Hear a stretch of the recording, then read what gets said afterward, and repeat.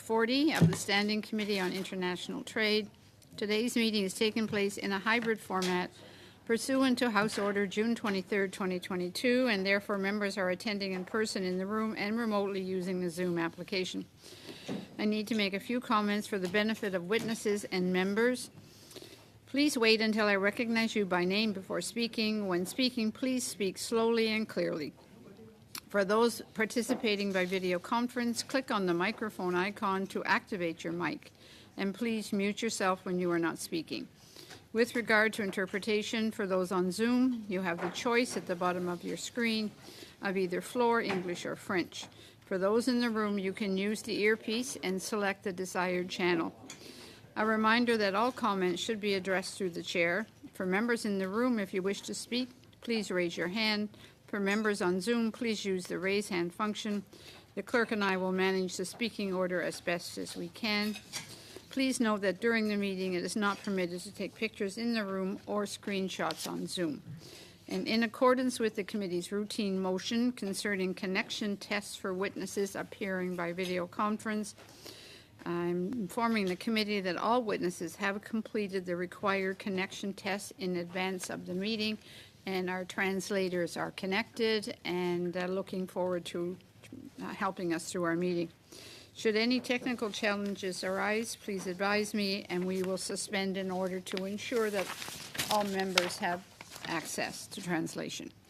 Pursuant to Standing Order 1082 and the motion adopted by the committee on Tuesday, September the 20th, 2022, the committee is resuming its study of potential trade impacts of the United States Inflation Reduction Act of 2022 on certain firms and workers in Canada. And today, as witnesses, we have with us from the Canadian Agri-Food Trade Alliance, Claire CIIT, the Executive Director. Welcome back again. From the Canadian Association of Energy Contractors, Mark Schultz, President and Chief Executive Officer by video conference. From the Canadian Renewable Energy Association, Evan Wilson, Senior Director of Policy, Regulatory and Government Affairs by video conference. And Electricity Canada, Francis Bradley, President and Chief Executive Officer. And from Renewable Industries Canada, Don O'Connor, an advisor by video conference. Thank you all to our witnesses for making the time to participate today. Ms. CIIT, I invite you to make an opening statement of up to 5 minutes, please.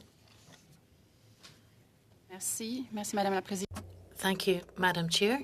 Good morning. Share preliminary views on behalf of Canada's agri-food exporters on how the American Inflation Reduction Act, or IRA, may impact our sector and what we believe Canada's response should be. As you know, the IRA offers major tax and funding incentives to build out the clean energy sector in the U.S. As a result, Canada is responding with its own set of incentives, many of which were recently announced in the fall economic statement.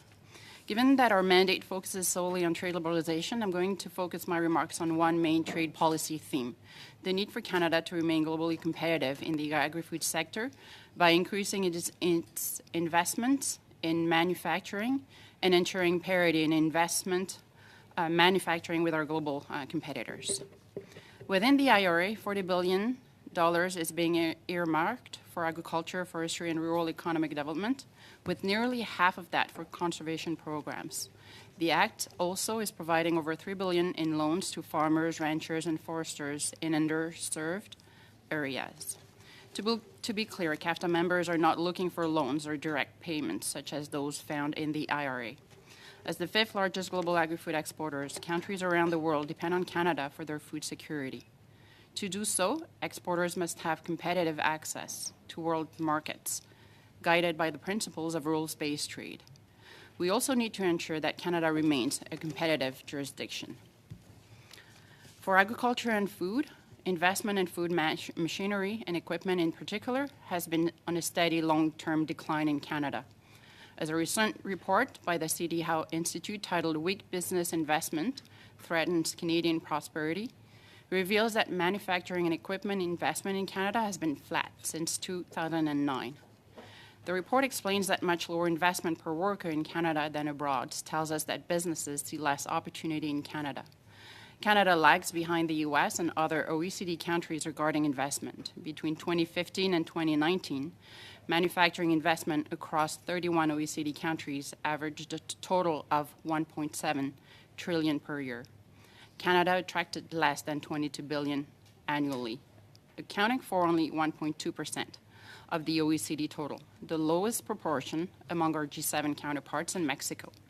By comparison, the US received 23 times this amount, while Mexico received 10 times our amount. Similarly, in the crop sector, investment parity with the US is key to unlocking Canada's full potential as a biofuels producer. Today, biofuels are the only viable low-carbon energy alternative to power vehicles such as tractors, heavy-duty and transport trucks, buses, locomotives, and mining and forestry equipment. The fuel market is integrated across North America, and Canada competes with the US for investment. The US has several well-established programs that have created a robust biofuels production industry. The IRA introduced a suite of new tax credits that will apply to fuel produced at a qualified facility in the US. The IRA, as such, incentivized productions in the US, which will ultimately influence the investment climate in the renewable fuel production space in Canada. Investments are necessary to help enable biofuel production in Canada and help support a domestic market for agriculture feedstocks grown in Canada. To summarize, the IRA poses a challenge to Canada's ability to attract and retain investment, and by extension, to Canada's global competitiveness. As I conclude, I'll reiterate one of CAFTA's core beliefs and primary raison d'être by saying that as a trading and export-dependent nation, we know what our recipe for success looks like when it comes to agri-food exports. We must remain a forceful global champion for free and rules-based trade and be competitive in global markets. The IRA has made clear that the U.S. intends to lead in a variety of sectors going forward. This is forcing Canada to respond or risk losing investment, market share, and overall speed to market. With the right policy choices at home, we can make this happen. This is also why precisely our members have asked for more industry-government collaboration to prevent issues from becoming problems. Thank you. Thank you very much, Ms. Citro. On to Mr. Schultz for up to 5 minutes, please. Thank you very much, Madam Chair and members of the committee. My name is Mark Schultz, and I'm the President and CEO of the Canadian Association of Energy Contractors. We represent 97 drilling rig and service rig members on the front lines of energy security and transition, which currently operates a fleet of 456 land drilling rigs and 755 service rigs in Northeast British Columbia, Alberta, Saskatchewan, Manitoba, and offshore Newfoundland. Our workers and member companies will be in higher demand as development continues to grow for geothermal, helium, carbon capture, storage utilization, natural gas, in situ hydrogen, lithium extraction from brines and potash, to name just a few. We are excited to not only move forward with the development of emissions reduction technologies, but to set a global standard and roadmap for developing sustainable resources, building upon our record as the world's premier responsible energy supplier of choice.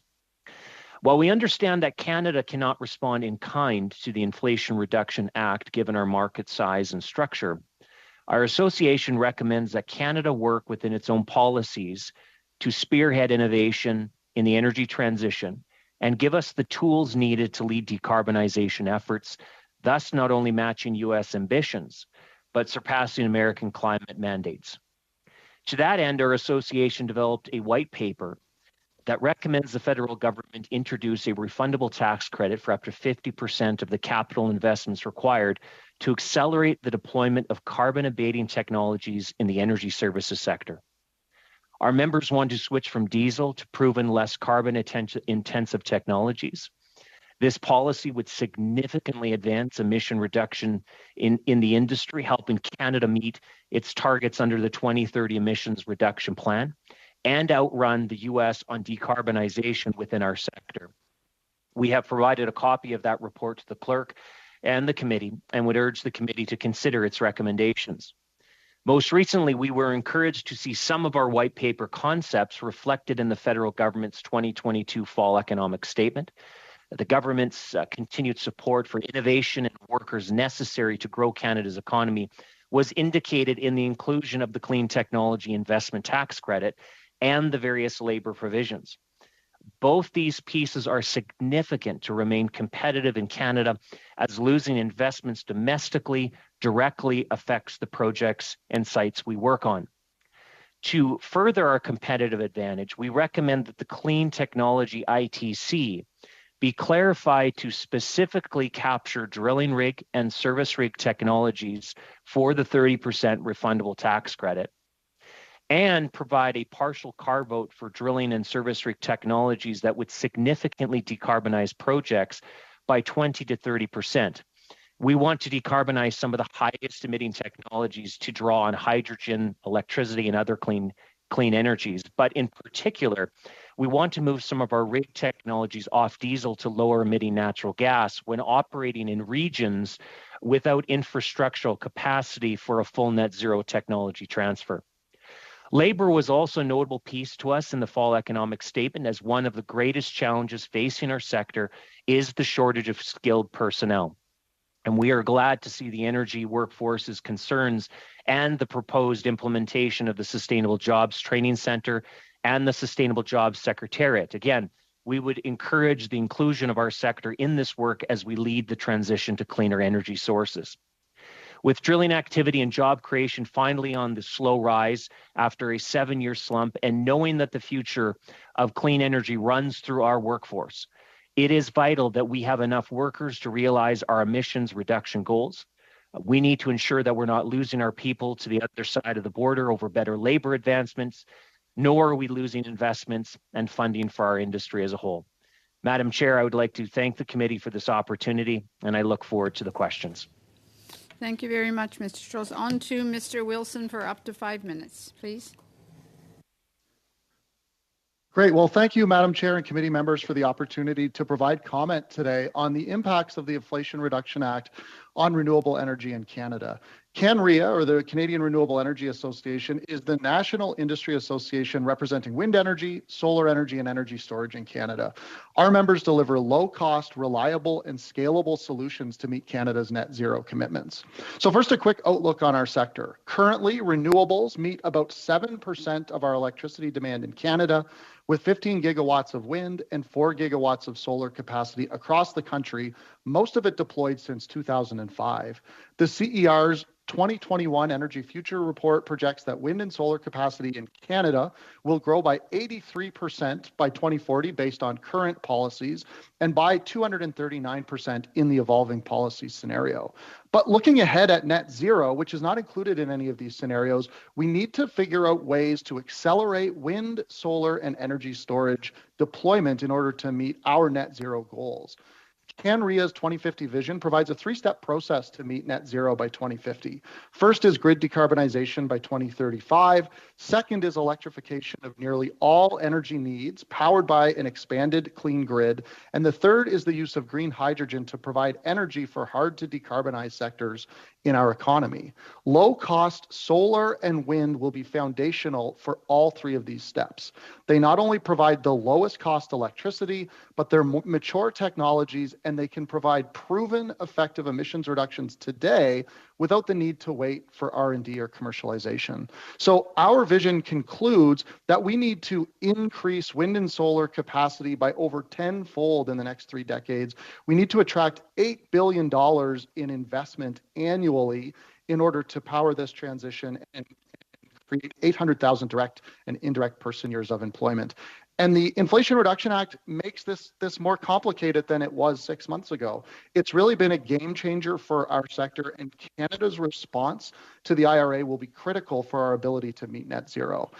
The IRA sets out a framework for investment in grid decarbonization and has created an environment that our members say is like a gravitational pull attracting investments to the U.S. We're now facing a fierce competitive landscape, and absent this effective response, we may delay Canada's net zero success.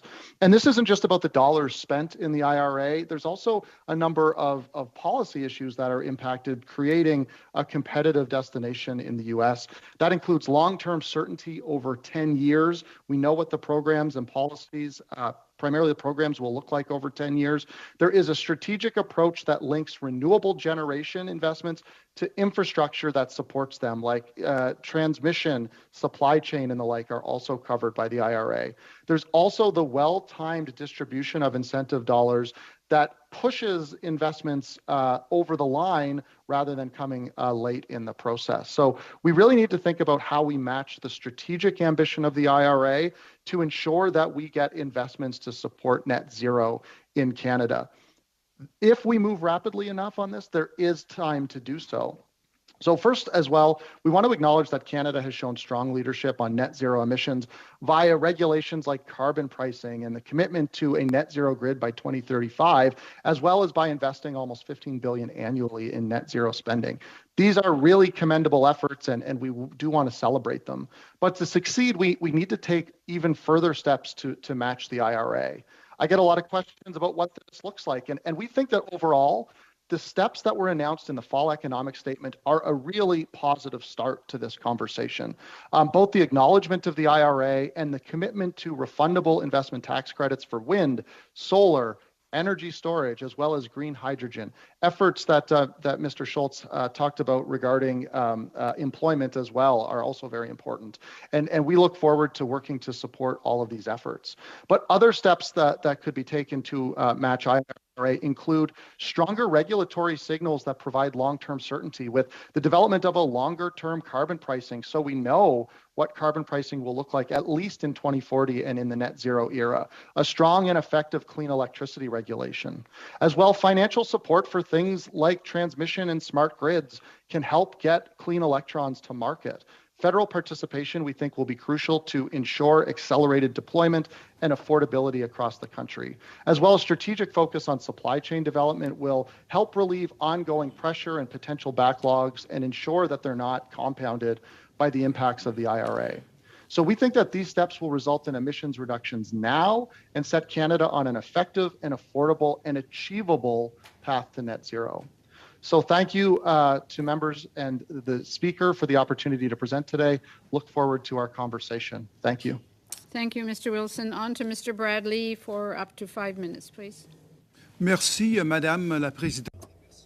Thank you, Madam Chair, and thank you to the members of the Standing Committee on International Trade for having invited us to participate in this important study. I'm Frances Bradley, and I'm President and CEO of Electricity Canada. Electricity Canada is the national forum and the voice of the electricity industry in Canada. Our members generate, transport and distribute electric power to industrial, business, residential and institutional customers throughout Canada. To study the potential trade impacts of the United States Inflation Reduction Act on Canada. In essence, this is a conversation on how Canada is to remain competitive in the face of massive U.S. federal investments in support of climate priorities and the energy transition. For the electricity sector, the IRA presents a significant challenge in attracting and retaining clean energy investments in Canada. Our concern is that investors will see the United States as a more appealing jurisdiction to make clean energy investments in. This risks slowing our own progress towards decarbonization of our grid. The recent fall economic statement is a good first step in ensuring that we keep pace with the United States and remain competitive in attracting investments. Electricity companies in Canada have been asking the government to accelerate investments and develop the mechanisms that will enable us to make Canada's grid green by 2035 and bring the country to a net zero carbon emissions by 2050.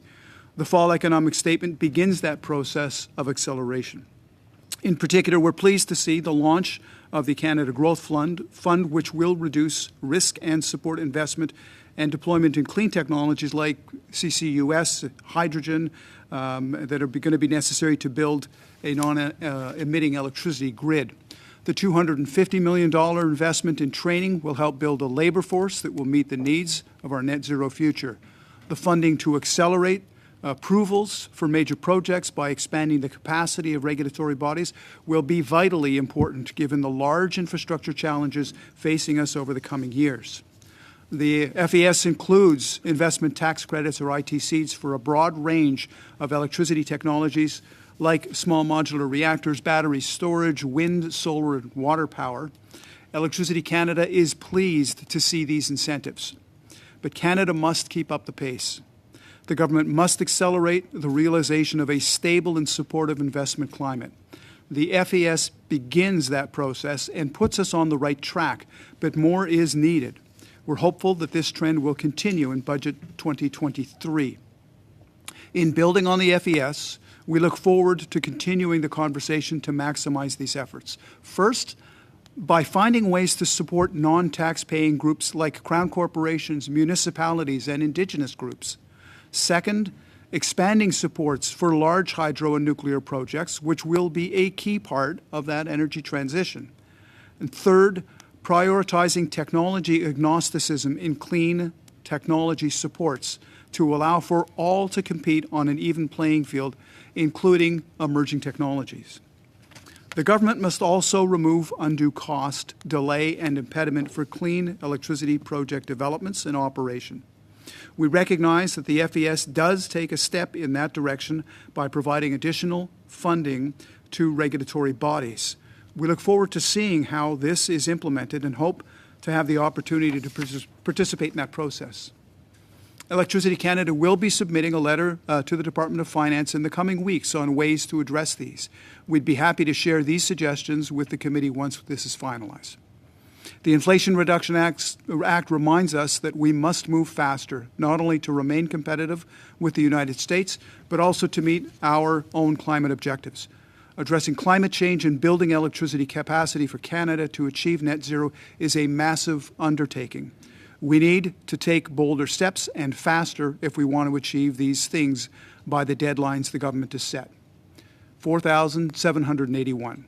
That's the number of days left before the end of 2035, by which time the government has committed to a net zero electricity grid.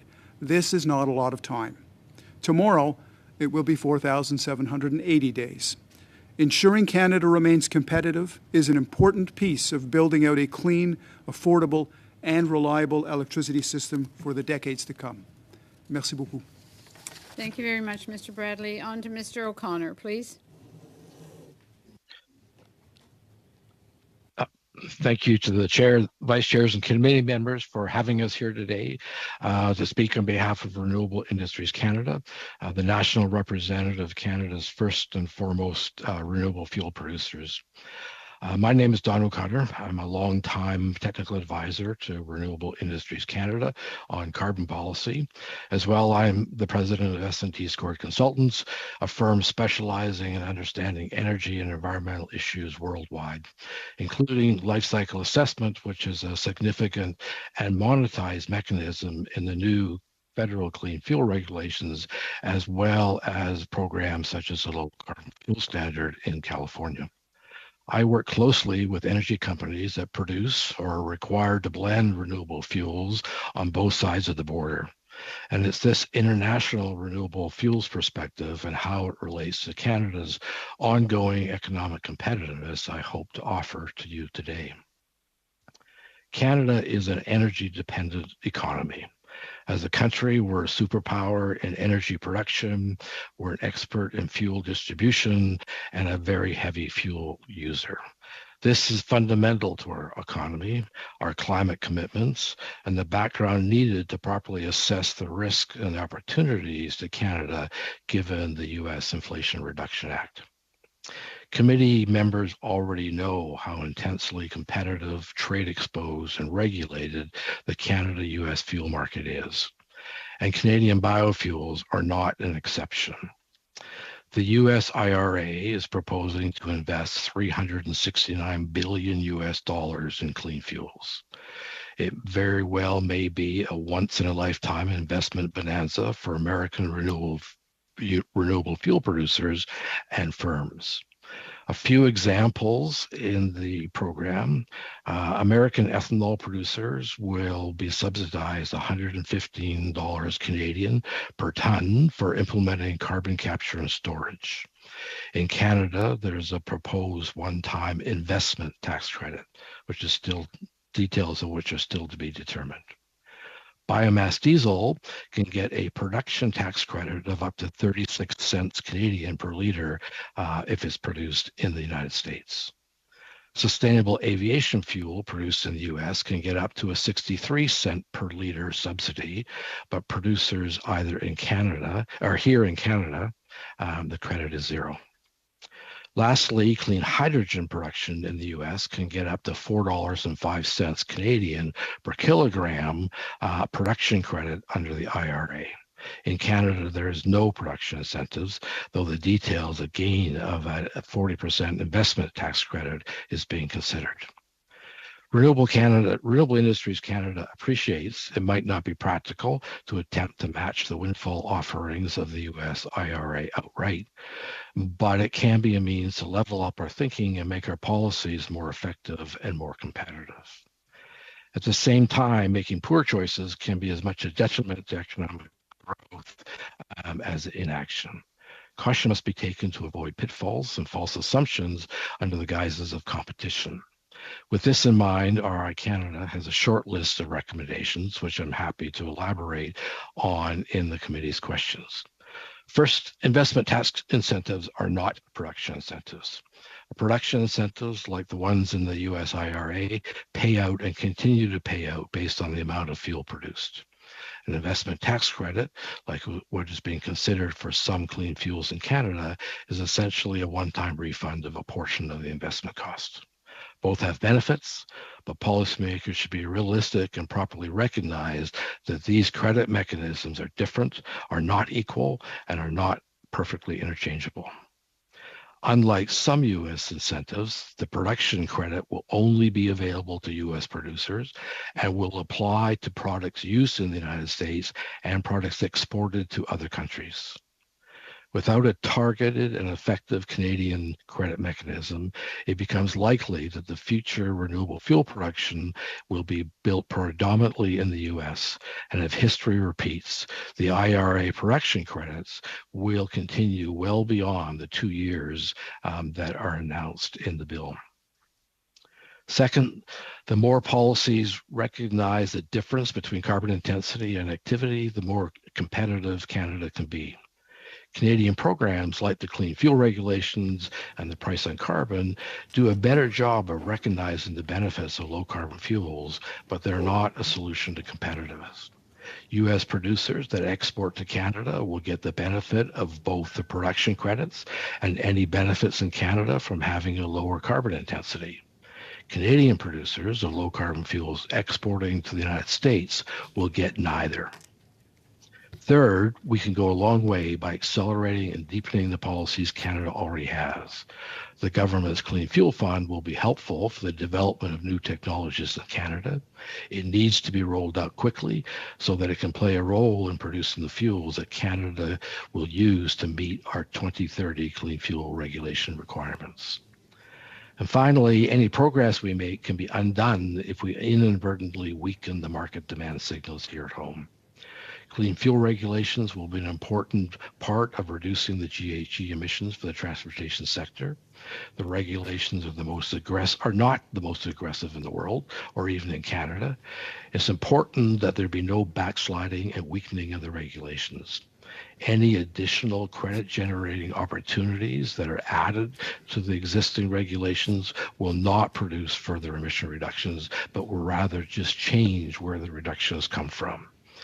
The U.S. Renewable Fuel Program, when they export renewable fuels, they do not count towards their domestic renewable fuel targets. I'm sorry, Mr. O'Connor, I have to interrupt. Thank you very much. Okay, Any remaining comments possibly can be delivered while you're answering questions from the members that are anxious to get started on the question period. Mr. Seaback, for 6 minutes, please. Thank you very much, Madam Chair. I'm going to ask nice to see you again, Mr. Bradley. We've spoken at several committees about electric generation. So I want to talk a little bit about that because as we're doing this transition, and as you mentioned, we're going to decarbonize the electric grid, but we also have to expand the electric grid at the same time. And we probably have to double or triple that if we're going to get to the zero emission vehicle standards. On that, at this committee, Mr. Kingston said that we're quite behind on the infrastructure for charging infrastructure and the actual number of chargers. When we talked about the expansion of the electric grid at the last committee, Mr. Gorman said, this is a question that keeps me up at night, how we're going to expand the grid. And I know I've asked you about this, and you said it's not really the federal government's responsibility to build out the electric grid. But when the federal government is mandating zero-emission vehicles, the electric grid is going to have to be expanded.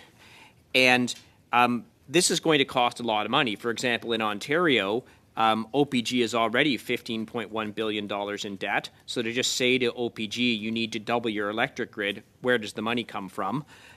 Same thing all across the country. So do you agree that the federal government is going to have to take a role in this? This is a national project of mandating zero-emission vehicles, and the government says we're going to have all this electric battery capacity here. It's going to be wonderful, but we probably need to be able to plug the cars in somewhere and generate the electricity. What are your thoughts on that? Thank you very much for the question. It is the critical question, absolutely. When we look at a future that will require 2 to 3 times more electricity to be able to meet our 2050 target, how are we going to do that? How are we going to achieve that? I think the short answer is yes, absolutely. There is a critical role that the federal government needs to play. There is a role that every level of government needs to play.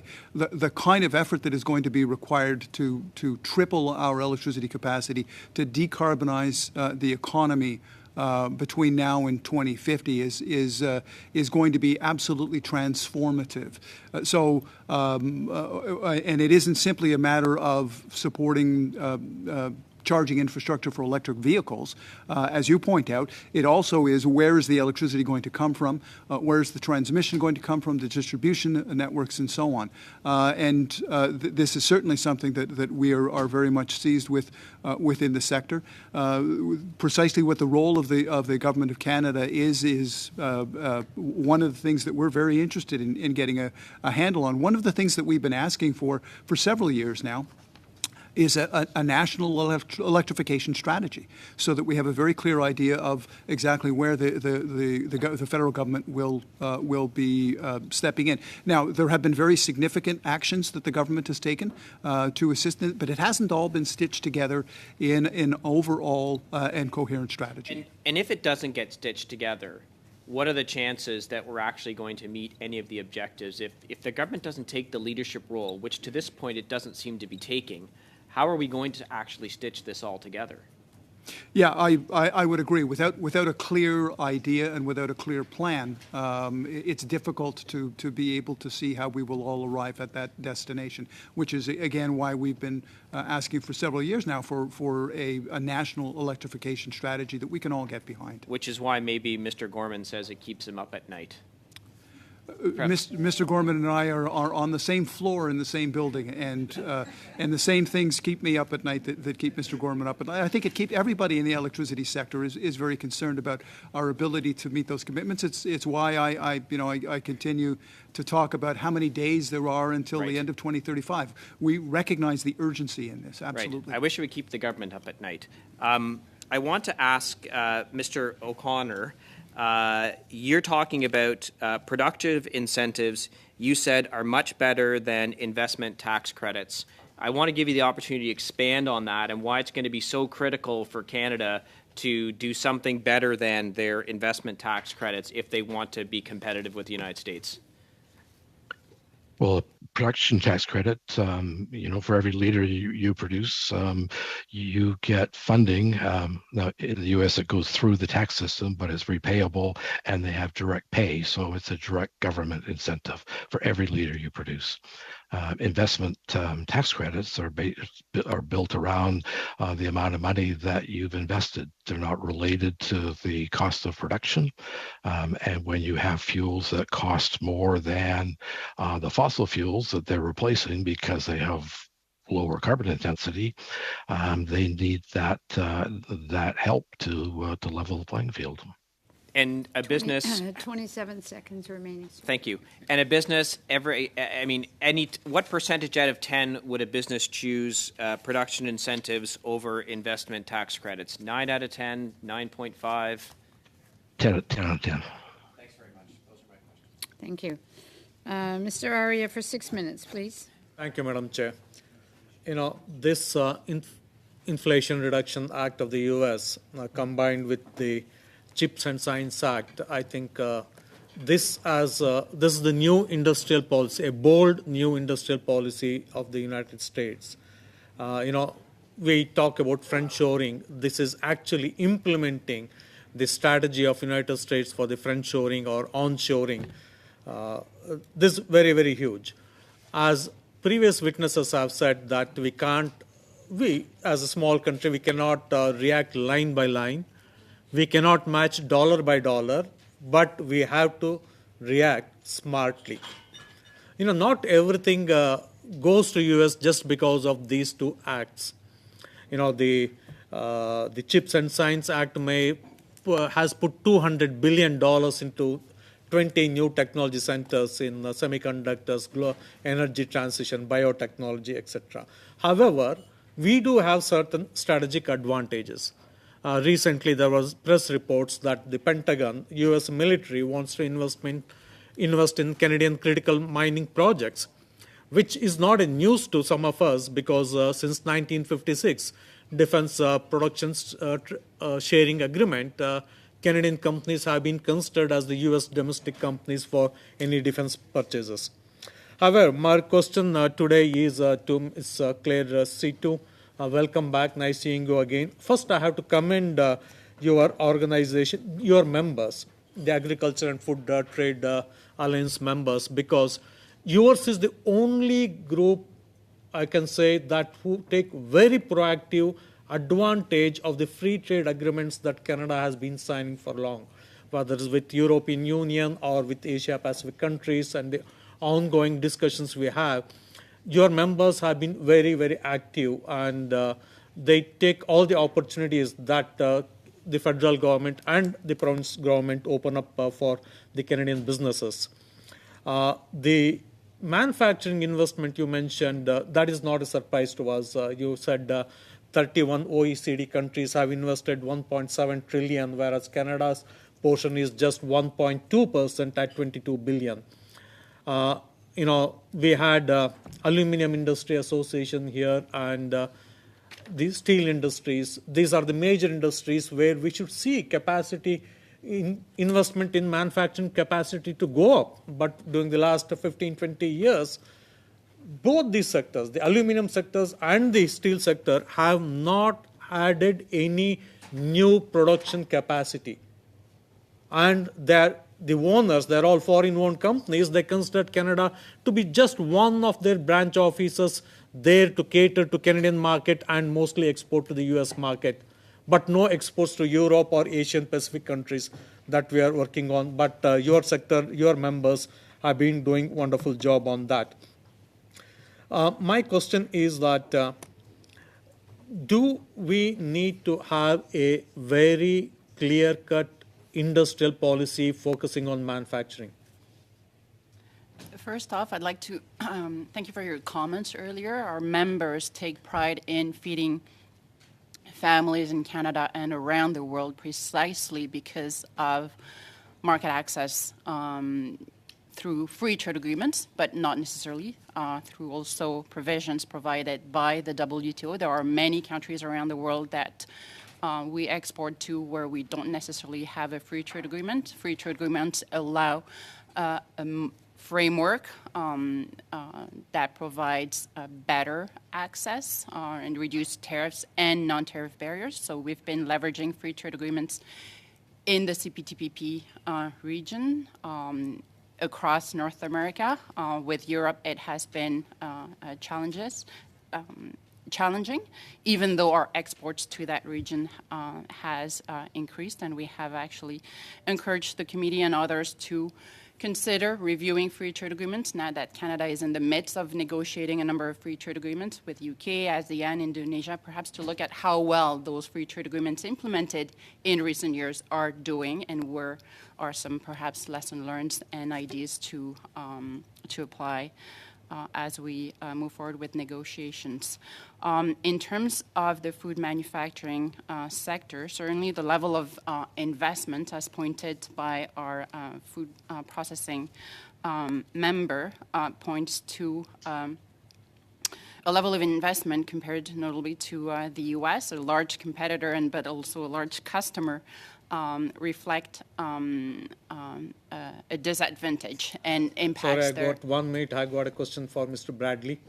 Mr. Bradley, you may know that the federal government recently signed an agreement with the Ontario on the Ontario Regional Table that seeks to align the resources, works on the timelines, and to work together on the regulatory process for 5 key sectors, including clean electricity grid, nuclear energy, critical mineral supply, and sustainable forestry.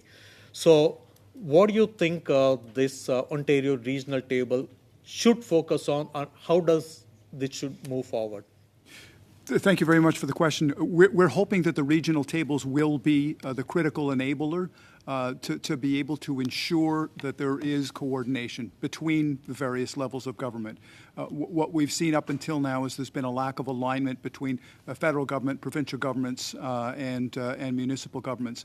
And we're hoping that the regional table, all of the regional tables as they stand up, will be able to bridge that gap and be enablers for the energy transition. Remains to be seen, but we're very hopeful. Thank you very much, Mr. Bradley. On to Mr. Savard-Tremblay for 6 minutes, please. Merci, Madame la Présidente. Thank you, Madam Chair, and thank you to all of the witnesses, and greetings also to my colleagues. I've got a question that I would like to put to the Canadian Association of Energy Contractors and also the Canadian Renewable Energy Association, and no doubt Electricity Canada. I imagine you're the three who are best placed to answer this question. So we know that Canada can count on natural resource reserves, need for batteries, and Quebec has good mining potential when it comes to lithium and nickel, cobalt, graphite, or silicium. But in the American Act, in order for a vehicle to get the maximum tax credit of $7,500 the battery has to contain components that are of North American origin, up to a certain percentage amongst these battery components, and that rate is to go up to 50% in 2024 and 100% by 2020. So those are the objectives that have been set, and they're very praiseworthy because, of course, we want to encourage our own businesses in life. But according to certain auto construction firms, it will be difficult to qualify and be admissible when all these requirements are imposed, because the production of minerals will not actually be able to keep pace with the evaluated demand. That is what current assessments are saying. And according to the US Act, the credits for buying a zero-emission vehicle can also apply with a certain content that can have been recycled. So we're referring there to recycling. So would it be interesting for us to develop that recycling sector? Should we think of a strategy on that for recycling?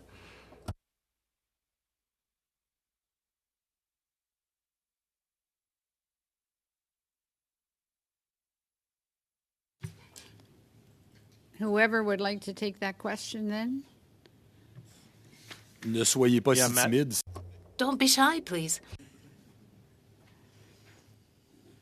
Madam Chair, when it comes to the recycling piece, I would not be the subject matter expert on that question. I think Mr. Bradley's prepared to attempt to answer it. Yes, certainly. As the other witness, I'm not a direct specialist in this area, but I would agree that the ability would certainly be something that I think we should be working towards. We're even now trying to figure out what happens with those batteries. There may be a role for them as grid storage in the future, but I would agree entirely that there must be some way that we can build them back into the supply chain that is so challenged today.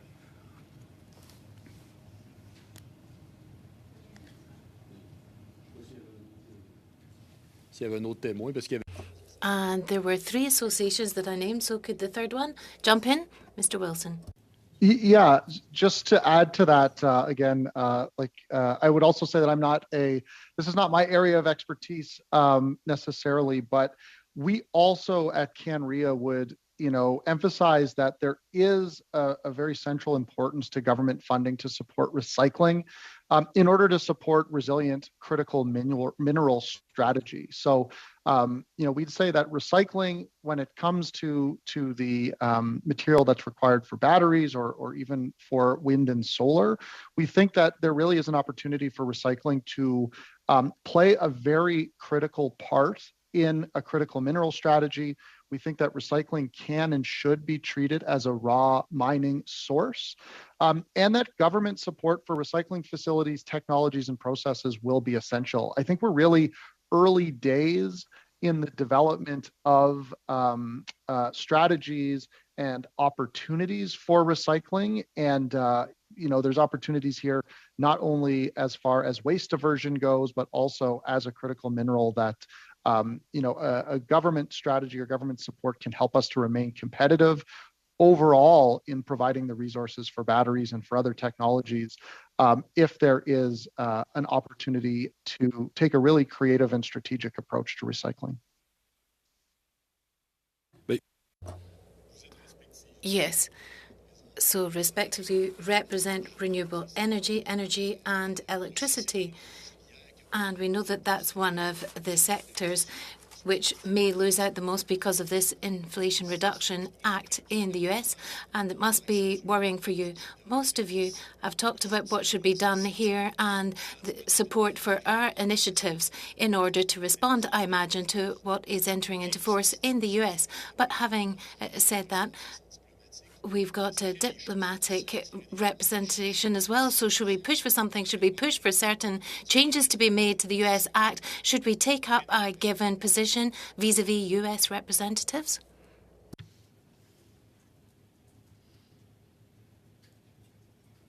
If anyone feels comfortable to attempt to answer that question.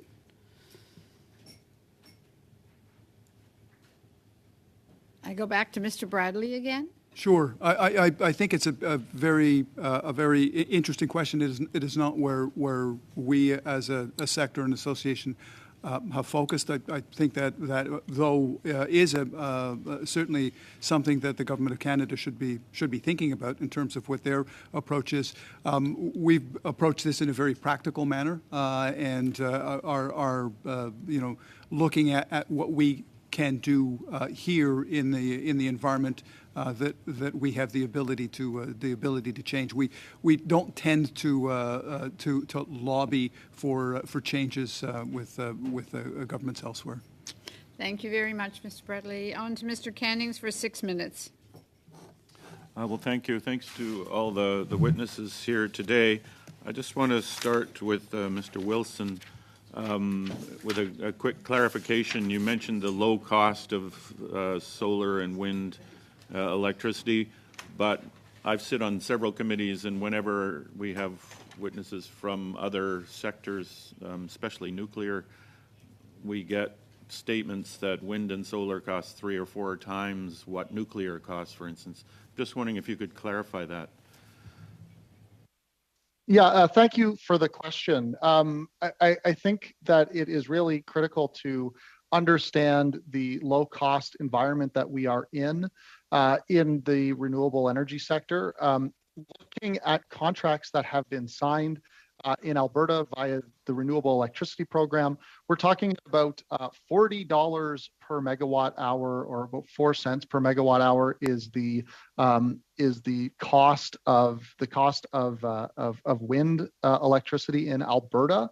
For instance, looking at what the pool price or the market clearing price for electricity is overall in Alberta, you're looking at over $100 per megawatt hour is what the average pool price is over this past year. So certainly speaking to what the kind of wholesale price of electricity is in Alberta versus how affordably you can deploy that same megawatt hour if it comes from wind, you're talking about quite a low cost.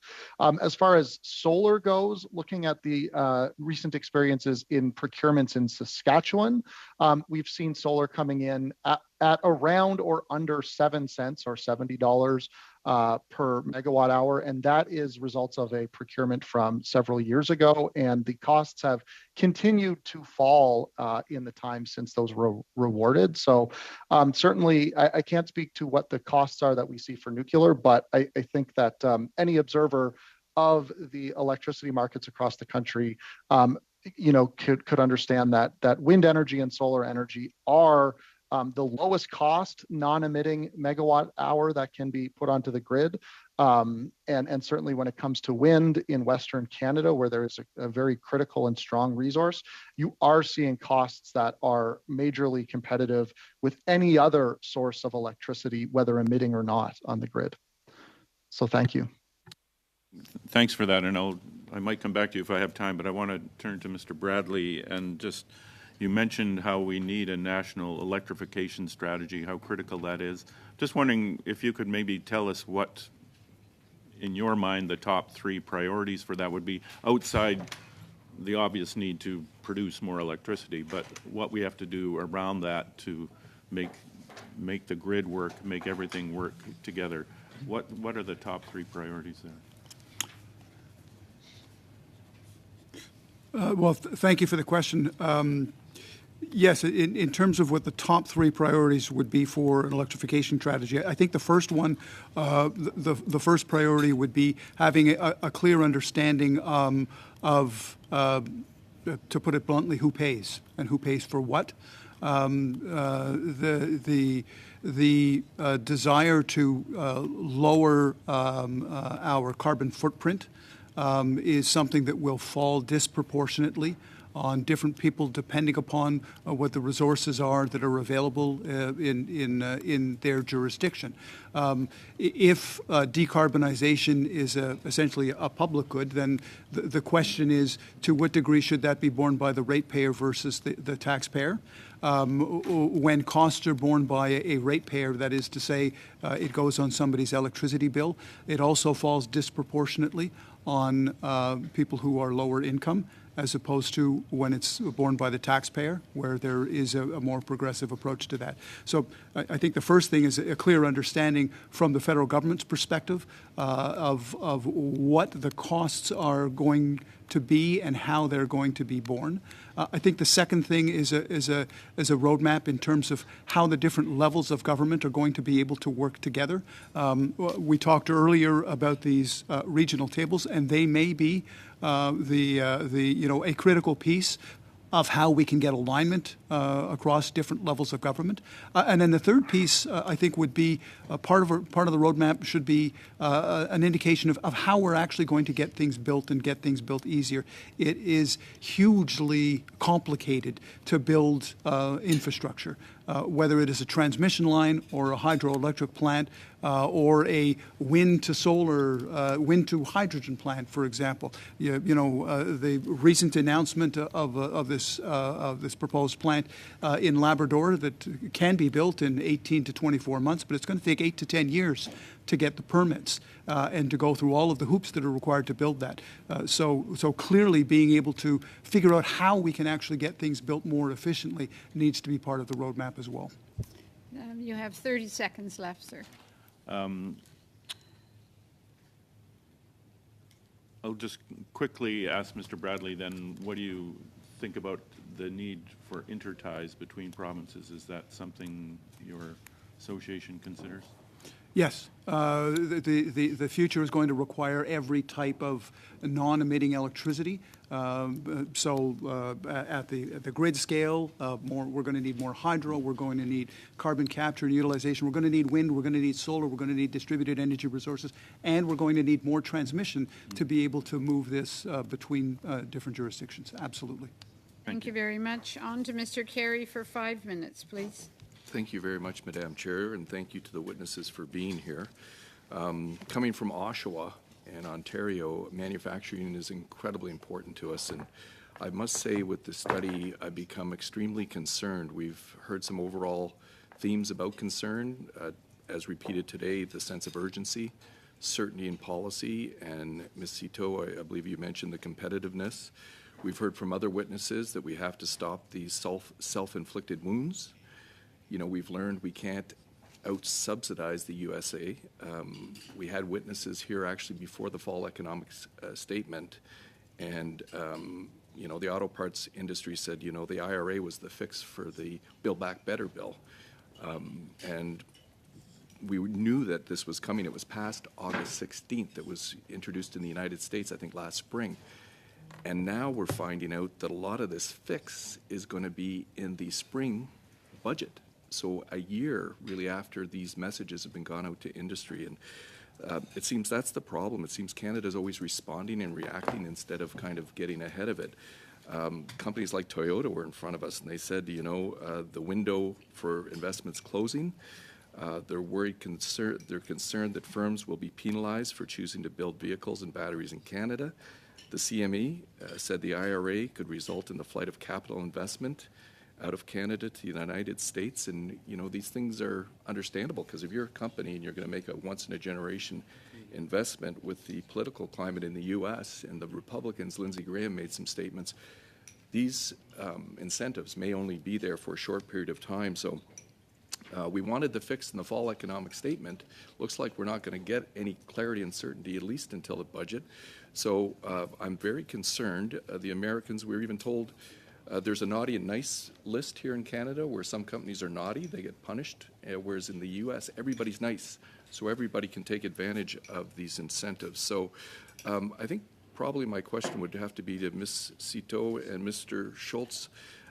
What impact of the capital flight from Canada or Canadian markets, what impact is that going to have, the flight of capital out of Canada into the United States? What kind of impact is that going to have on your industries? Maybe we can start with Madame Cito and then talk to Mr. Schultz.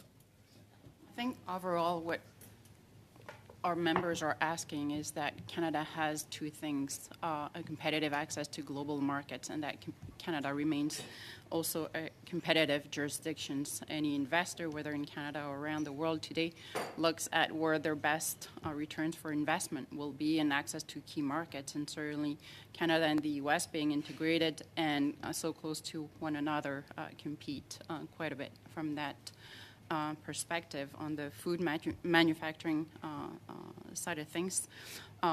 Yes, the level of investment does impact the competitiveness of the sector, and the IRA adds pressure. And as I briefly mentioned on biofuels, it's the same as well. As the IRA introduced a set of measures that will ultimately impact the investment climate in Canada and will perhaps discourage companies from investing in Canada, Canadian companies investing further in Canada or perhaps investing elsewhere. So I think these questions will have to be looked perhaps at on a sectoral basis, you know, whether food manufacturing, canola biofuels, and we're happy to have our members circle back with perhaps more definitive and precise policy Send that to committee because I have about a minute left and I wanted to hear what Mr. Schultz had to say, but if you could give us some policy recommendations before the budget so we can give that signal of certainty to those investors because I'm worried that we're going to be losing these once-in-a-generation ones. Mr. Schultz, could you please elaborate on what impact it's going to have on your industry if we see this capital flight from Canadian markets? And again, if you can't, you did talk about some policy about the clarification for ITC and labor. If you could get those recommendations to committee if we don't have time to go over them today. Yeah, for sure. So thanks for the question. Just getting a little bit of feedback here. Yeah, great question. I mean, I think at this point, I think it's difficult to determine or quantify what the true financial and investment impact is going to be. I mean, there's certainly Americans for the first time. I think Canada has its southern border that is really wanting to one up. I think Canada, particularly when it comes to clean investments. And one of the things that I want to point out about our policy proposal that I've given to the clerk, as well as complementing the clean technology investment tax credit, is what we're proposing is something that would allow Canada to be a pioneer, a trailblazer when it comes to the decarbonization of a critical industry, the energy services space, that is not only going to be continuing to develop lower hydrocarbon-based resources, but also is going to be at the front lines of things like the lithium extraction in Western Canada, hydrogen, geothermal, helium. I mean, I think really, if you talk to anybody on this committee here, all the witnesses, we are so aligned on so many issues, because I think it's going to take a community of industries that is going to really have to work together in collaboration to really achieve some of our clean growth strategies. So again, I think it's hard to say at this point and to really quantify what the impact on investment is, but I think Canada has a huge opportunity to make some critical investments in our space, and that's what we're advocating for. That's going to allow us to be trailblazers when it comes to resource extraction within our subsurface resource extraction. Thank you very much, Mr. Schultz. On to Mr. Miao for 5 minutes, please. Thank you, Madam Chair, and thank you to all the witnesses for your appearances today. First, I'd like to ask Mr. Bradley, to reach our goal of net zero by 2050, Canada's clean energy resources will require transformational investment to modernize our electricity grid, as you mentioned in your opening remark. And we heard about this from the Canadian Nuclear Association last week as well. Can you expand a bit on the role that you see wireless technology playing in grid modernization? Role that with technology? Wireless technology. Yeah, absolutely. Thank you for that. Yes, again, that's going to be foundational as well. I talked earlier about we're going to need all of these resources and all non-emitting resources. We're going to need hydro and wind and solar and distributed energy resources and so on. But our ability to actually maximize all of those resources and to be able to do so in an efficient manner is also going to require a deployment of the new technology, a deployment of everything from AI to quantum computing by the time we get out to 2050. And in terms of wireless technology, that is going to be we're moving from a backbone where the backbone was wires that simply moved kilowatt hours to also a backbone that's going to be moving the information that will be required to be able to manage this system in the future. Thank you for that. And the next question I'd like to ask Mr. O'Connor through the chair. What sort of economic spin-off do you anticipate the Clean Technologies Investment Tax Credit laid out in the Fall Economic Statement will have on Canadians' renewable industries? And could this result in more jobs in renewable industry as well as an increase in export?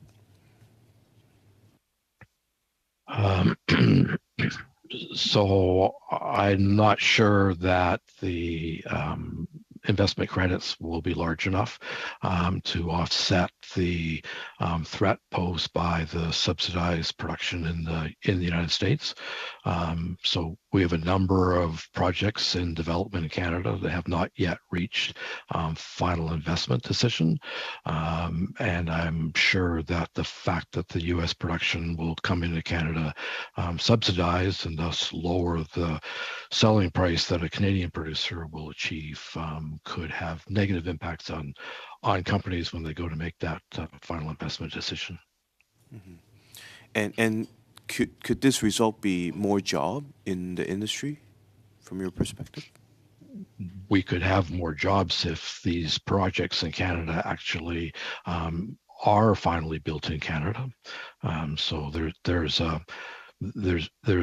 a number of projects that have been announced, but there's at least the same number that companies are working on that haven't yet announced them. So we're talking about investments of billions of dollars and 40, 50 jobs per plant kind of thing. So there's a big opportunity.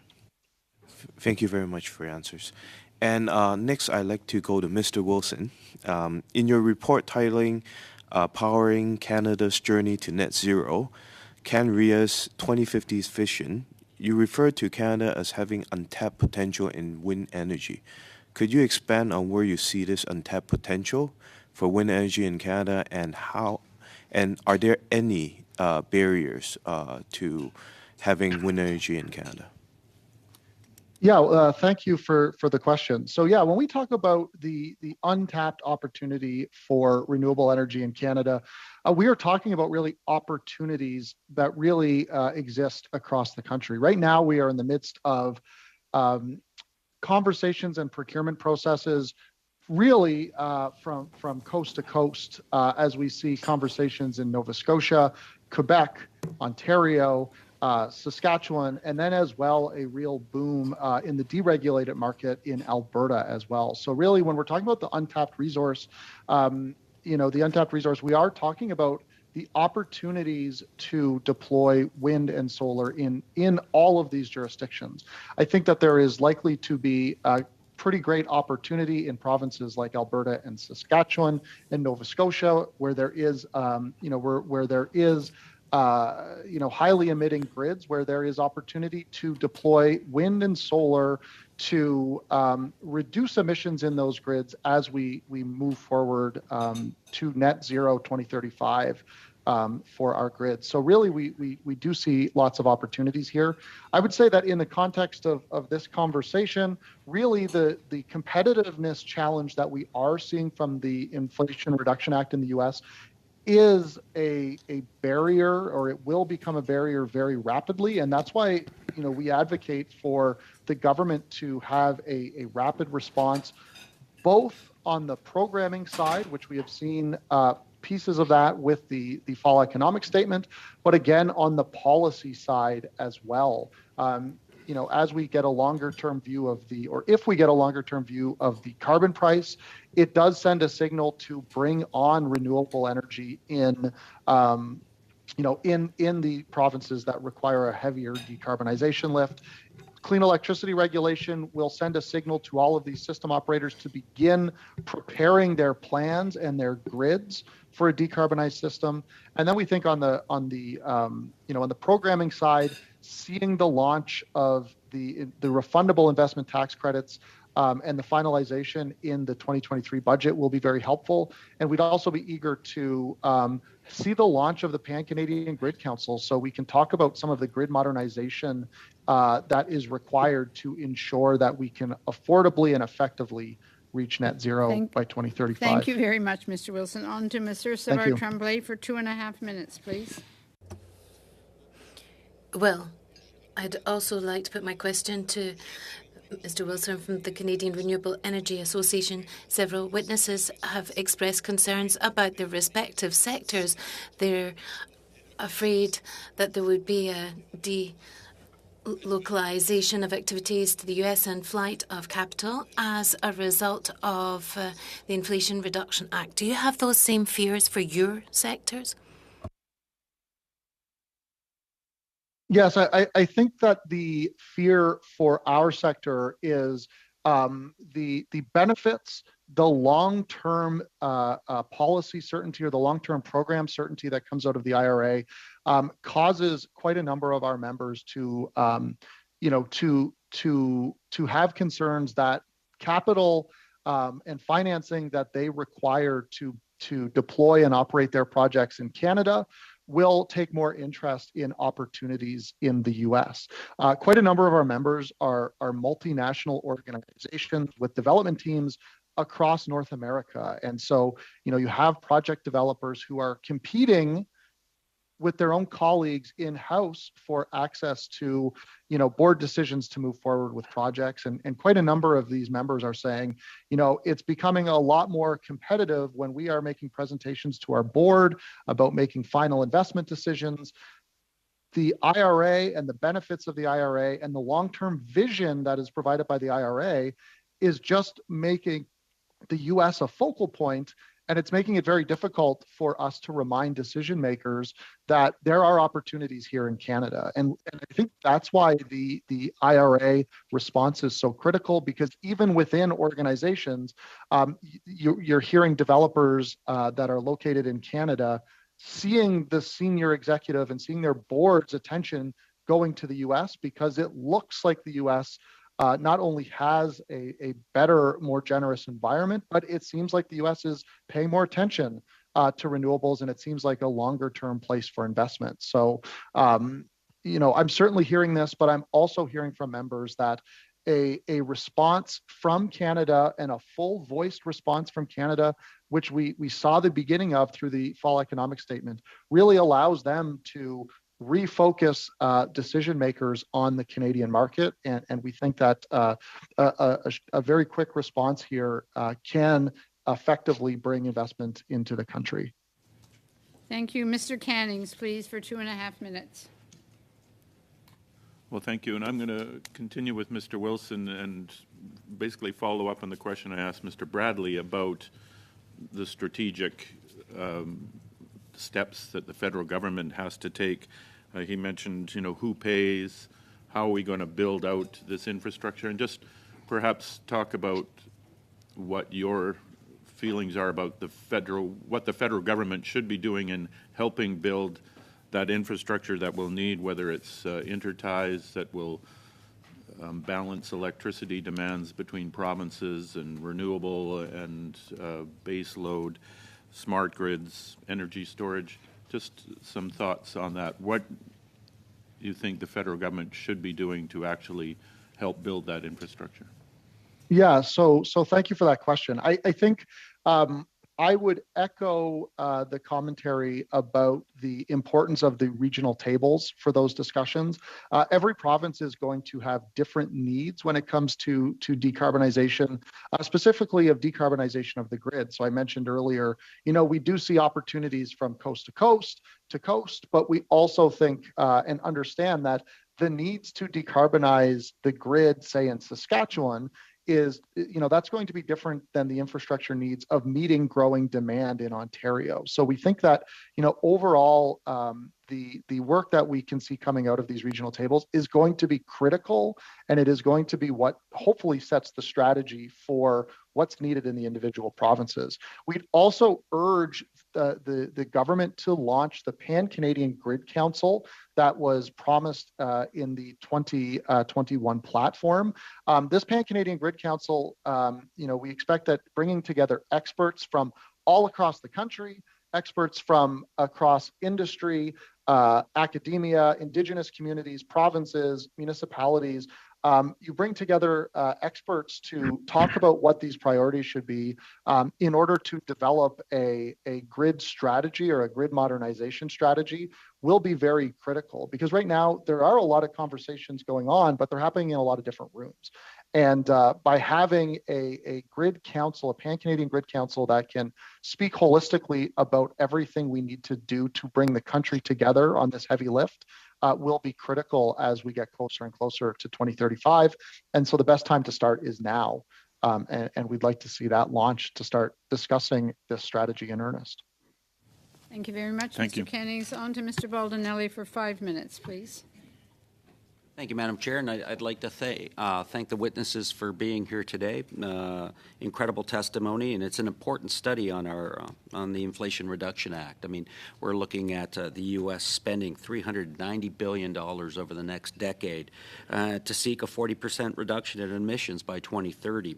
So, I mean, several witnesses have come forward. I mean, even just last week, Elizabeth Kwan from the Canadian Labour Congress called this bill and this legislation a game changer. I mean, the Canadian steel producers said, the U.S. was now taking an enabling approach.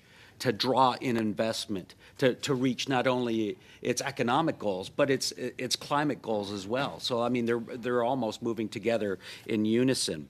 Bob Masterson, the CEO of the Canadian Chemical Industry Association, said, you know, the Americans have unleashed the power of private capital to decarbonize, while Canada is still stuck in debates over strategies and plans, which is kind of disappointing.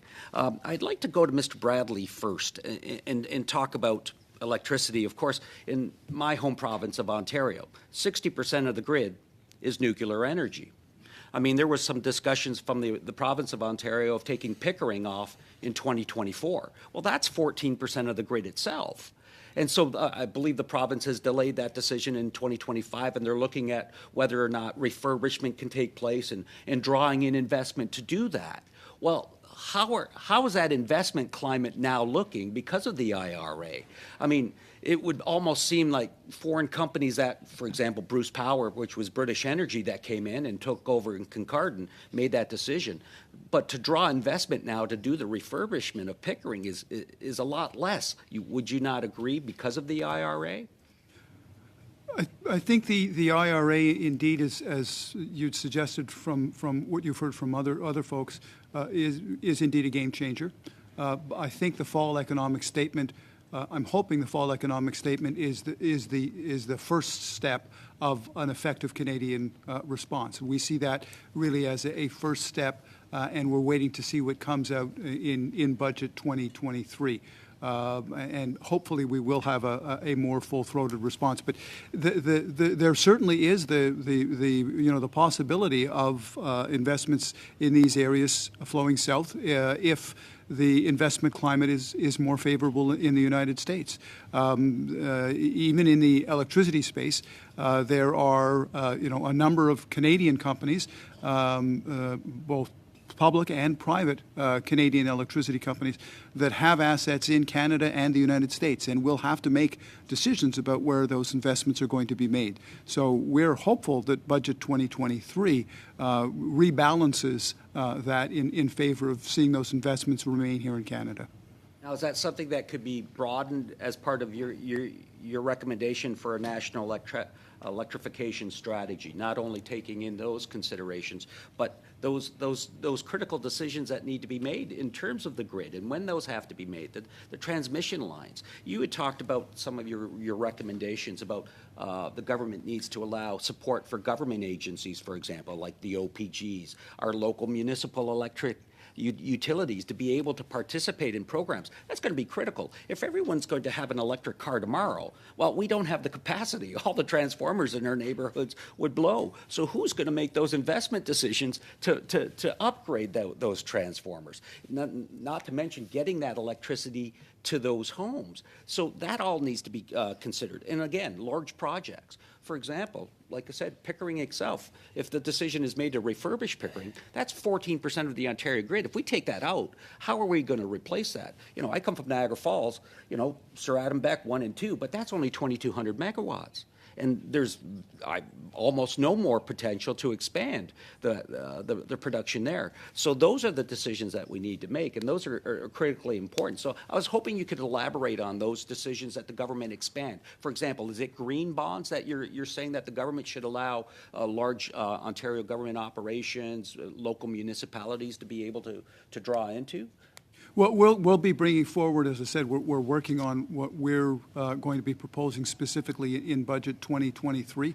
But there absolutely needs to be something in parallel to ITCs for those non-taxable entities.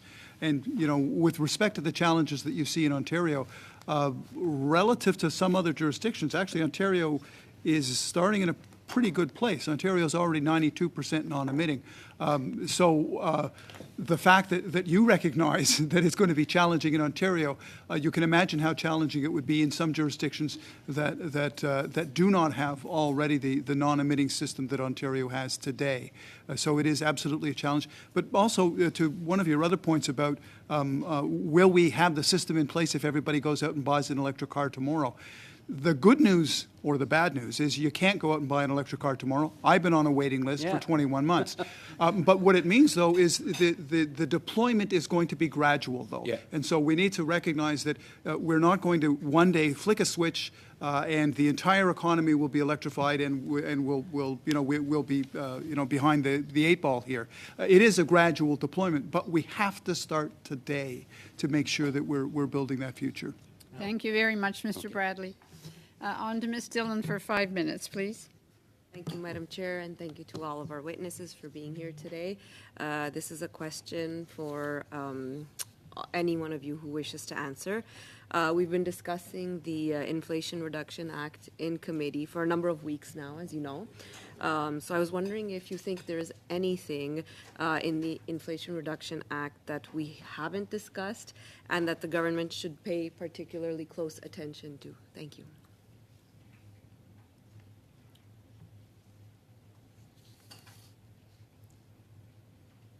So this question is for anyone who wishes to answer. Yeah, is there anyone that would like to answer Ms. Dillon's question, please? I would just say that the possibility of new programs being announced down the road would be something to keep an eye on.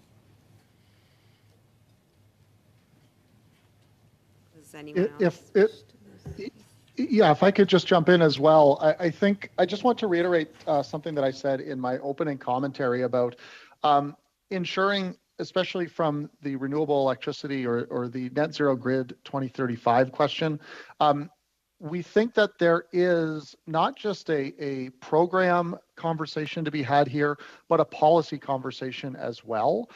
Prior to the IRA, Canada was a real leader on decarbonization of the grid, both via the carbon price, both via the OBPS, as well as the conversations around clean electricity regulation. And we would say, both as we are looking forward to more conversations about programs coming out of the March or the upcoming budget, rather, we also want to ensure that we keep our momentum going on carbon pricing, see a longer-term carbon pricing framework so that we can make long-term investments in renewables. Want to see, the publication of a clean electricity regulation that sends a strong message that we are aiming for a 2035 net zero grid and that we are looking to achieve a 2035 net zero grid. And we think that because the response should be a combination of both policy and program approaches, that we do, while we're discussing programming, we also talk about the policies that will continue to drive investments in renewable energy across the country. Mr. O'Connor, you wanted to supply some information as well? Yeah, I would say that we need to look at the resulting change in trade patterns.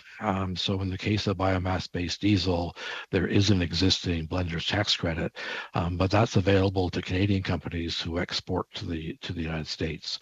That program will disappear at the end of 2024 to be replaced by their clean fuel production credit, which will mean that those Canadian companies will no longer have equal access to the U.S. market.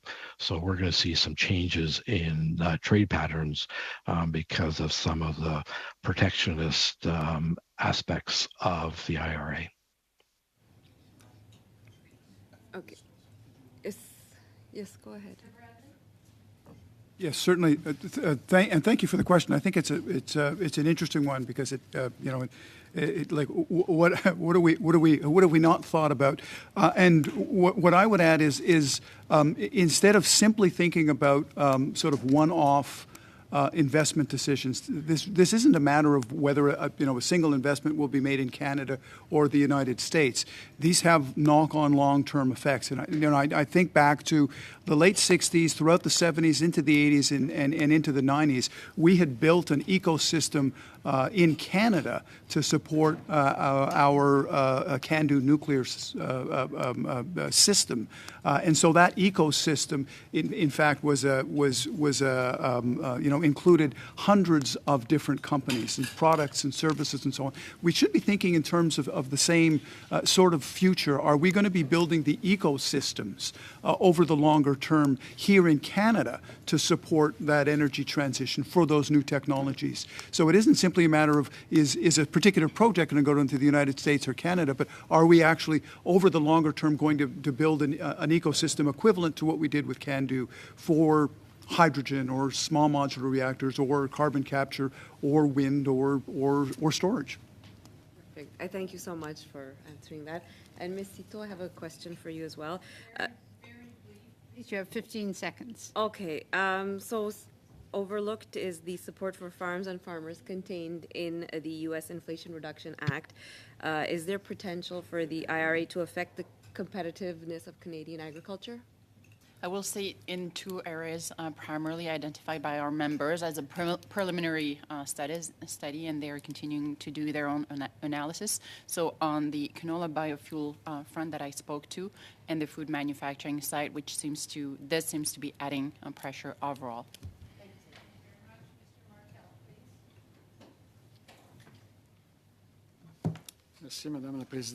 Thank you, Madam Chair. And thank you for being here today to the witnesses. So I've got a question for Mr. Schultz. Sorry about the pronunciation. So in testimony on the 22nd of November, Mr. Masterson from the Canadian Association for the Chemical Industry said that the true value of the IRA incentives and the biggest challenge for Canada is transparency and certainty for investors. And he said that we're paying a high carbon price, which is constantly increasing. And he said that there are certain very lucky industries that are on a favourite list from the government where they get real access to the government subsidies and taxes and other incentives to help with decarbonisation. And Mr. Masterson also explained that the criteria to appear on the list are not transparent, they're not clear, and they're not available to everyone. And I would say that means that it's not any industry that can be included in this cost-benefit analysis. So, Mr. Schultz, according to you, do you think that the industries that you represent are in the good graces of the government? Well, certainly, I think one of the things that we've pointed out within our white paper is that there is a huge opportunity within our sector to support decarbonization efforts, not only within traditional hydrocarbon extraction sectors, but I would say more broadly within what we would define as subsurface extraction commodities or sectors. So one of the interesting things about our industry, and I have to kind of differentiate ourselves with our customers. So our customers, or our member customers, are I guess, energy producers. And so they're the ones that would attract capital into Canada and deploy into either the hydrocarbon-based industries or things like lithium, helium, geothermal, et cetera. My members are the ones that ultimately hire people, have the equipment and technologies and processes to basically help producers extract those resources.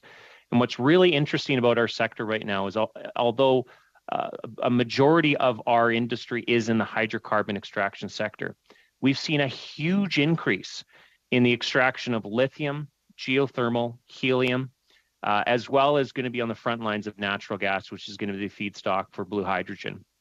And so when we talk about a transition with our people and our businesses, all roads lead directly through our industry. And so we are really looking for support from the government to help us move in that direction. Our industry over the last 7 years, our particular industry has been completely decimated. We've had a lack of capital entry into our business, and that is a function of just pricing within the market and how much capital is deployed by our customers. So we're starting to see some sustainability and growth in our industry. But if we want to grow our battery technology sector, if we want to grow, other renewable electricity sources like geothermal, industrial uses for hydrogen, through blue hydrogen feedstock. You need our industry in order to do that. And so our white paper is saying, look, partner with this industry. We can get you there. We have ready technologies that we could deploy in a very short period of time that could decarbonize our industry anywhere between 85 to 90% in a very short period of time. Some areas are going to be tougher to decarbonize because we are operating in very remote locations. So we're asking for a movement from diesel to natural gas as we move towards net zero solutions. But there is a huge opportunity here to take our workforce along the journey of this transition, but we can't do it without collaboration, particularly with the federal government. And that's kind of made out clear in terms of our decarbonization pathway that's put out in our white paper. That's very interesting. I had another question. In the committee, we've talked a great deal about incentives to the electricity industry and developing a battery sector, and also for the extraction for producing these batteries. And according to the Canadian industry that explores certain minerals, if we want to bring it up to 30%, this investment tax credit, is that the best way to get support from the federal government? Can we get a brief answer?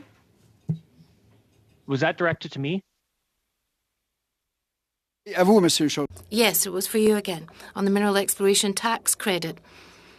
So I'm talking about the mineral exploration tax credit being brought up to 30%. Is that the best way to get more support from the government? I think it's getting us closer to what we need. It's very unclear at this point whether or not our membership, drilling and service rigs, would be able to qualify for the clean technology investment tax credit. And we're having discussions with the federal government to see if that is in place for our industry. The other piece I think is going to be really critical is to allow this industry to have a bit of a carve out for the transition fuel switching from diesel to natural gas. And again, that is still a huge emission reduction game changer for our industry. But again, that's going to put us about 20 to 30% reduction. But again, we have to make sure that the technologies that are going to allow us to get there are included in some of these investment tax credit programs. We've asked for a 50% refundable income tax credit. If we're eligible for the 30%, it certainly gets us closer. But we have a 2030 target that we have to make. In the particularly oil and gas sector, we have a 42% reduction target that we have to meet by 2030. We're 7 years out. And so if we want to be serious about reducing our emissions, we have to have this in collaboration with the federal government. Mr. Varani, please. Thank you very much, Madam Chair. Thank you to all the witnesses. I'm going to start with Mr. Wilson. Mr. Wilson, in your opening and again in response to Ms. Dillon, you mentioned important policies that we need to also remain focused on, including the carbon price. And what you said on two occasions is that it would be good for markets and investment decisions, given that the carbon price serves as a lever to indicate to industry where they should and should not be putting their money, to actually prolong it out and have a projection about the carbon price in its future going all the way to 2040. Can you just elaborate upon how the carbon price serves to incentivize industry to make decisions about clean investments? Can you provide that answer in about 45 seconds? Because I have multiple questions. Yes. Yeah, happy to do that. Basically, the way to look at it is we have a 2035 net zero goal right now. We expect that wind and solar will be a driver of getting us to net zero. And we see a lot of demand from corporate buyers to go into contracts, long-term contracts, especially in Alberta with wind and solar providers. Those contracts are based on the carbon price and kind of it's a hedge against the carbon price for a lot of these companies that are going into these agreements. And right now, if we were to sign say a 15-year contract or even a 10-year contract, we don't know what the carbon price is going to be in 2032, 2033, 2034, 2035. So it is difficult or it becomes more difficult to sign these long-term contracts when there's not an understanding of what the carbon price is that is that will be part of the determination of the value of those contracts. Likewise, we want net zero by 2035. We're driving to 2035, and we don't know what the clarity is on the carbon price for a 5-year gap between 2030 and 2035. That makes it hard to determine what the revenues are for these projects, which makes Thank you, and I think that's an important segue, because we heard a lot from some of the Conservative members on the committee even today about the importance of driving towards, in unison towards those clean grid objectives. And I know 85% of the grid is already clean, 92% in Ontario, as Mr. Bradley pointed out. But I think the carbon price provides that economic lever to spur further investments to get to that goal that we're all seeking. I want to ask you about some significance on the trade front. Staying with you, Mr. Wilson, with respect to, you mentioned solar and wind a number of times in your presentation. We know that in June, Minister Ng was successful in, there was an agreement that was announced with respect to U.S. solar safeguard tariffs being removed. I'm wondering if you could comment, if you have any understanding of how the removal of those solar safeguard tariffs by the Americans on our products going to the United States, how that's impacted the solar industry. So over about 30, 40 seconds. Yeah, that is something that I'll have to get back to the committee on with some follow-up in writing. Unfortunately, I can't speak to that off of my head today. That's fine. And Mr. Schultz, can I ask you a question? You had mentioned sort of obviously the white paper that your group had done, and with respect to the transition of workers, the transition of the industry, but also the transition of workers. And I noted, and I think you mentioned the Secretariat, there's sort of three aspects of this that are covered in the Fall Economic Statement. There's a Sustainable Jobs Training Center, a Sustainable Jobs Stream under the UTIP program, the Union Training Innovation Program, and the Sustainable Jobs Secretariat. And these are really trying to target as many as 35,000 workers with investments of over $250 million in terms of where the sectors are heading, including the energy sector, which you represent. Can you comment upon your views on these measures in the FES and how effective you believe they will be? Thanks. Sure. Well, this is obviously new information for us, and we're starting to kind of sift through some of the details. But I would just say, look, there's so many new technologies that are going to be coming out within our sector. We're talking about hydrogen fuel cells to run our drilling rigs, highline electrification, battery technology that we're going to be running rigs on. And so I would just say we have to be able to have an understanding of the key skill sets and the competencies that are going to be needed within our energy services sector that are going to allow us to be successful over time. Okay, and just very quickly to Mr. Bradley, you mentioned nuclear a couple of times. You know, the FES talks about the investment tax credit and clean tech credit applying to small modular reactors. There's a caveat, there's some language there about large nuclear being studied. Given what you mentioned about CANDU and the ecosystem that was built up, where do you feel like large nuclear and CANDU, what role does that have to play in terms of cleaning the grid going forward? Thank you for the question. I think every technology that will be able to produce electricity without carbon emissions is going to be required. To simply do the math of triple the electricity required by 2050 means we can't turn our back on any good technology, whether it's small modular or large nuclear, whether it's small hydro or large hydro, wind, solar. Every technology that is non-emitting is going to be required. Otherwise, we just will not have enough kilowatt hours to be able to decarbonize the economy by 2050. Thank you. On to Mr. Savard-Tremblay for 2.5 minutes. Well, first of all, I think earlier you had to cut back on a question that was put forward by Mr. Martel. It'd be very good if we could get the rest of that answer because it was very interesting. Was answering that question. Mr. Schultz, you have a little bit of additional time to go back to Mr. Martel's question. On the critical minerals aspect, please. It was on the critical minerals.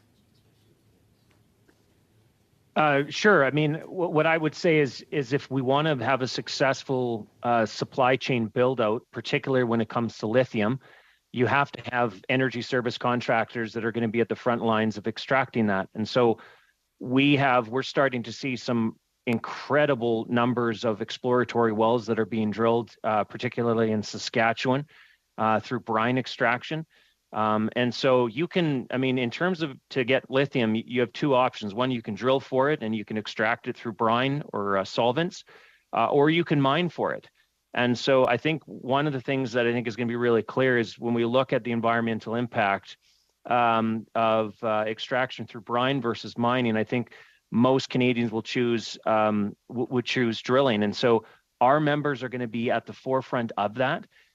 It's going to be a pivot, it's a shift, but it's going to be over time. And so we're going to be allowing our workforce to use similar technologies and competencies that we have today in the traditional hydrocarbon extraction sector to be able to be deployed in these new budding sources of battery technology materials. So it's really exciting, but the reality is, one of the things I would just point out is that this sector is still getting through a very difficult period of time. We don't have the capital necessary to put into the types of decarbonization efforts that we would like. We will over time, but to meet a 2030 target, it means collaboration with governments. And that's why getting access to things like the Clean Technology Investment Tax Credit for the purposes of our industry is so critical for us to be able to decarbonize while at the same time position our sector to be able to grow these really critical mineral supply chains. Thank you very much. On to Mr. Cannings for 2.5 minutes. Well, thank you. And I was going to ask Mr. Schultz about the training aspect and labor, but I think he answered that in the previous round. So I'll ask the same question of Mr. Wilson in the renewable energy sphere. What are the training needs, and is the federal government doing enough to help move those along, in all aspects of your sector? Yeah, thank you for that question. I would say that we were very pleased to see the announcement of the workforce commitments in the fall economic statement.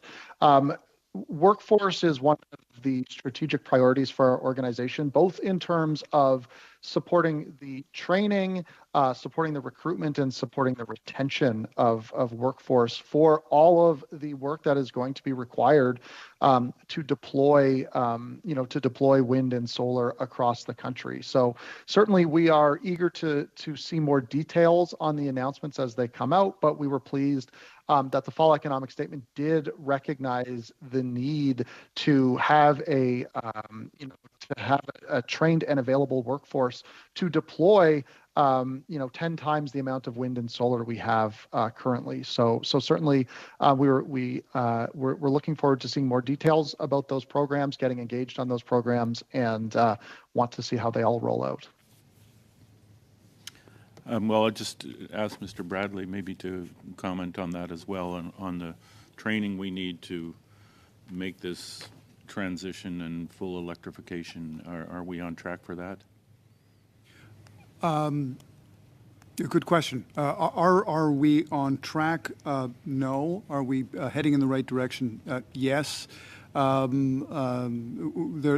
do have an organization in Canada called Electricity Human Resources Canada, to which both the Canadian Renewable Energy Association and Electricity Canada are partners with through Electricity Alliance Canada, and they've been really the central point of discussion, research on what is going to be required for the workforce of the future. It is going to be challenging. I keep talking about to double to triple the electricity. It is also going to require significantly more people and different skill sets. And so we're within the sector getting a better handle on exactly what those different skill sets are going to be and what the requirements are going to be to bring people forward. But there is a very active organization in Electricity Human Resources Canada that is working on these issues. Thank you very much. Thank you. Thank you, Mr. Cannings, Mr. Bradley. So I want to thank the witnesses for sharing their great knowledge. It was a very informative meeting, as they tend to be. So thank you all very much. I will suspend the meeting for a few minutes while we go in camera for committee business.